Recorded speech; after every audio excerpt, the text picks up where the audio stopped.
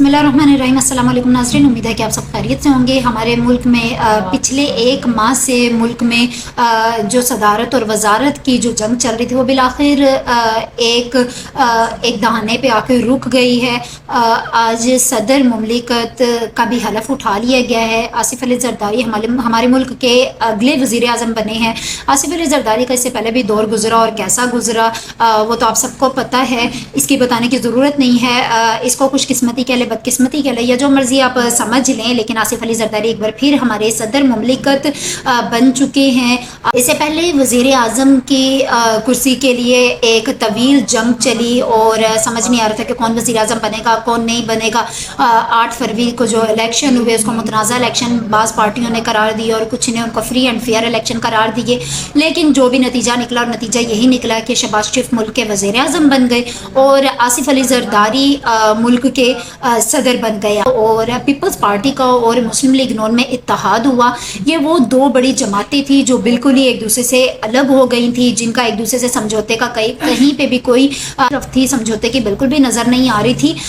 1 महीने की तवील जंग के बाद बिलाखिर दोनों इत्तेहादियों दोनों जो अपोजिशन पार्टीज़ थी, मुस्लिम लीग नून की और पीपल्स पार्टी की, दोनों ने एक दूसरे से समझौता करना ही बेहतर समझा, क्योंकि कौमी असम्बली में मुस्लिम लीग नून को तकरीबन 80 से ज़्यादा नशिस्तें हासिल थी, जबकि पीपल्स पार्टी को 50 से ज़्यादा नशिस्तें हासिल थी और दोनों को किसी तीसरी पार्टी के सहारे की ज़रूरत थी।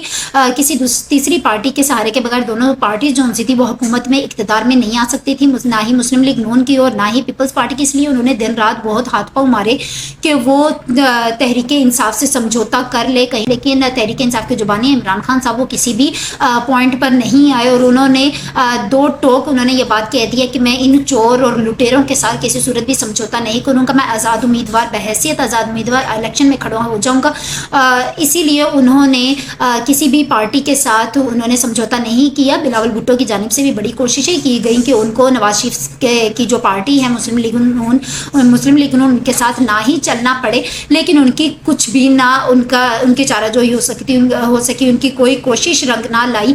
तो उन्होंने बिलाखिर अपने वालिद के ही इक़दाम को उनके साथ उनको चलना पड़ा, उनको अपने वालिद की बात माननी पड़ी और आसिफ अली ज़रदारी ने इसी में बेहतरी समझी कि उन्होंने मुस्लिम लीग नून के साथ समझौता किया और आज वो इस समझौते में कामयाब हो गए। सदर आसिफ अली ज़रदारी हमारे आइंदा 5 साल के लिए सदर मुंतखब हो गए, शहबाज शरीफ वज़ीर आज़म मुंतखब हो गए और बिलावल भुट्टो जो है, बिलावल भुट्टो ने किसी के साथ भी समझौता नहीं किया और बिलावल भुट्टो ने अपोजिशन में बैठने का फैसला किया। तहरीक इंसाफ ने भी किसी पार्टी के साथ समझौता ना करने का ऐलान किया था, ताहम उन्होंने सुन्नी इत्तेहाद कौंसिल के साथ जो उनको लगती थी कि वो उनके साथ चल सकती है, उन्होंने उनके साथ बैठे और उन्होंने अपनी पार्टी के जो आज़ाद उम्मीदवार थे उन्होंने सुन्नी इत्तेहाद कौंसिल की पार्टी में उन्होंने ऐड करवा दिए और आज वो उनकी पार्टी के नाम से तहरीक इंसाफ की पार्टी उसमें मर्ज हो गई और वो बहैसियत आज़ाद उम्मीदवार तो नहीं, लेकिन सुन्नी इत्तेहाद कौंसिल के अरकान के नाम से वो अब जाने जा रहे हैं और अब उनकी अगली पेशरफ्त यही है कि बानी तहरीक इंसाफ से तमाम केसेस को ख़त्म करवाया जाए और उनको वापस इक़्तिदार में लाया जाए। लेकिन अभी तो फ़िलहाल हमारे पास अहम पेशरफ्त यही है कि सदर मुमलिकत आसिफ अली ज़रदारी बन गए हैं। आगे वो क्या करते हैं कि वो चोर और लुटेरों वाली हुकूमत दोबारा बरकरार रखते हैं या फिर वो पाकिस्तान को मुआशी मसाइल से बाहर निकालते हैं, क्योंकि पाकिस्तान मुआशी मसाइल में इस हद तक गिर चुका है कि मज़ीद एक दचका लगा तो पाकिस्तान डिफ़ॉल्ट कर जाएगा।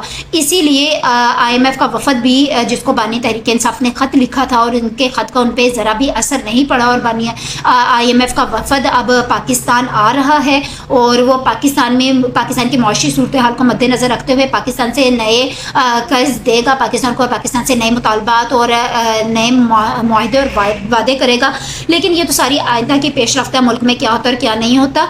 हम तो मुल्क की बेहतरी के लिए, मुल्क की बका और सलामती के लिए दुआ करेंगे। अल्लाह ताला ने जो वज़ीर आज़म और सदर और निगरान सदर और सूबाई हुकूमतें और गवर्नर और तमाम आला-ओ-दरान पे हमें जो सरबराह दिए हैं, अल्लाह ताला उनको हदायत दे कि वो हमारे मुल्क को मज़ीद डिफ़ॉल्ट होने से बचाए और हमारे मुल्क की तरक्की के लिए दिन रात काम करे, इस मुल्क को तरक्की की राह पर गामज़न करे। इसके साथ ही मुझे इजाज़त दीजिए। अल्लाह हाफ़िज़।